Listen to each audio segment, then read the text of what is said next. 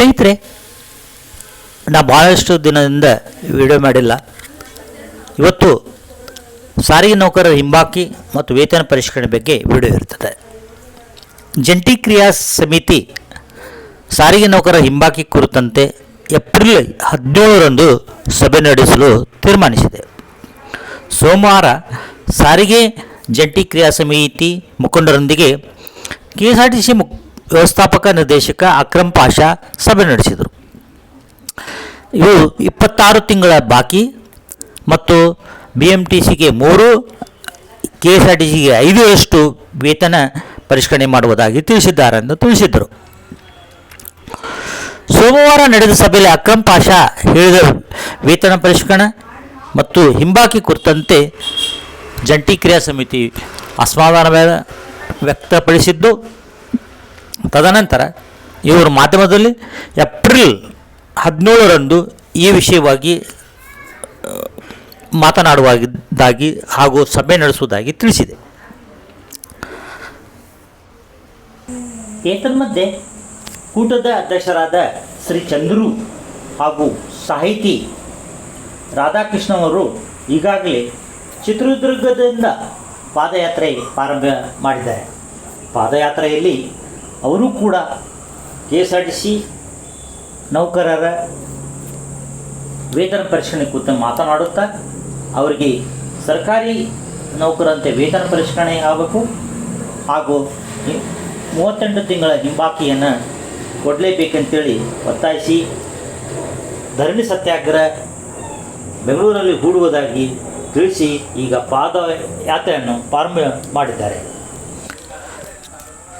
ಸಾರಿಗೆ ಮಂತ್ರಿ ಶ್ರೀ ರಾಮಲಿಂಗಾರೆಡ್ಡಿ ಅವರು ಸಾರಿಗೆ ನೌಕರರ ಪಾದಯಾತ್ರೆ ಹಾಗೂ ಬೆಂಗಳೂರಿನ ಫ್ರೀಡಂ ಪಾರ್ಕ್ನಲ್ಲಿ ಅನಿರ್ದಿಷ್ಟವಾದಿ ಮುಷ್ಕರಕ್ಕೆ ಮುಂದಾಗುತ್ತಿರುವ ಬಗ್ಗೆ ಬೆಂಗಳೂರಿನಲ್ಲಿ ಮಾತನಾಡಿದ ಅವರು, ನೌಕರರೆಲ್ಲ ಹಲವು ಸಂಘಟನೆಗಳಿದ್ದು ಒಬ್ಬೊಬ್ಬರದ್ದು ಒಂದೊಂದು ರೀತಿಯ ಬೇಡಿಕೆಗಳೇ ಆಗಿವೆ. ನಾನು ಸಚಿವನಾಗಿ ಅಧಿಕಾರ ವಹಿಸಿಕೊಂಡಾಗ ಹಿಂದಿನ BJP ಸರ್ಕಾರ 4,000 ಕೋಟಿಗೂ ಹೆಚ್ಚಿನ ಬಾಕಿ ಬಿಟ್ಟಿದ್ದರು. ಹಿಂದೆ ವೇತನ ಪರಿಷ್ಕರಣೆಗೆ ಸರ್ಕಾರ ತೀರ್ಮಾನ ಮಾಡಿದ್ದರೂ ಅನುದಾನ ಮೀಸಲು ಇಟ್ಟಿರಲಿಲ್ಲ ಅಂತ ಹೇಳಿದ್ದಾರೆ.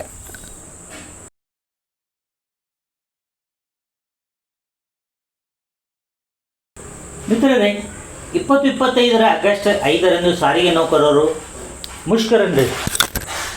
ಈ ಸಂದರ್ಭದಲ್ಲಿ ಕೆಲಸಕ್ಕೆ ಹಾಜರಾಗದ ನೌಕರರ ವಿರುದ್ಧ ಈ ಹಿಂದೆ ನಿಯಮ 23 ಅಡಿಯಲ್ಲಿ ಅಪಾದನಾ ಪತ್ರಗಳನ್ನು ನೀಡಲಾಗಿತ್ತು. ಈಗ ಅವುಗಳನ್ನು ನಿಯಮ 22ಕ್ಕೆ MD KSRTC ಮಾರ್ಪಡಿಸಲು ಆದೇಶಿಸುತ್ತಾರೆ. KSRTC ಶಿಸ್ತು ನಿಯಮಗಳ ಪ್ರಕಾರ ನಿಯಮ 23ಕ್ಕೆ ಹೋಲಿಸಿದರೆ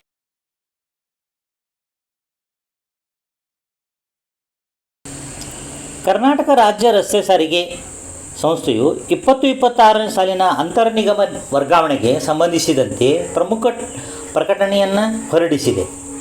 ದರ್ಜೆ 3ರ ಮೇಲ್ವಿಚಾರಕರ ಮತ್ತು ದರ್ಜೆ 4ರ ನೌಕರರ ವರ್ಗಾವಣೆ ಪ್ರಕ್ರಿಯೆಯ ಸಂಭವನೀಯ ಪಟ್ಟಿಯನ್ನು ಪ್ರಕಟಿಸಲಾಗಿದೆ.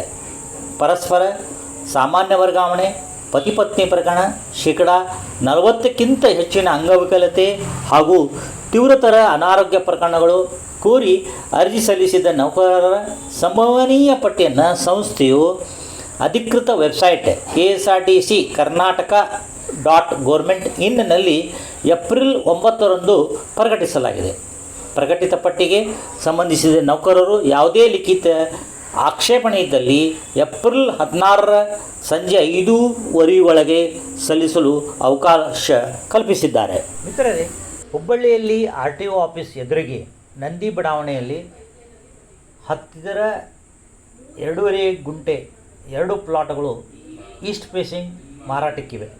ಇದರ 2 ಪ್ಲಾಟ್ಗಳ ಸ್ಕ್ವೇರ್ ಫೀಟ್ ಲೆಕ್ಕ 4,856 ಇರುತ್ತದೆ.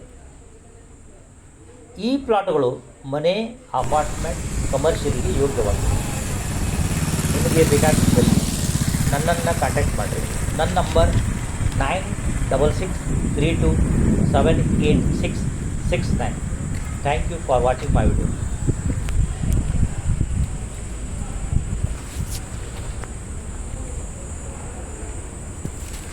My contact number again 96632786669.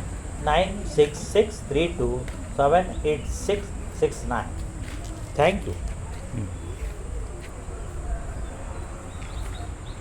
ಇರೋ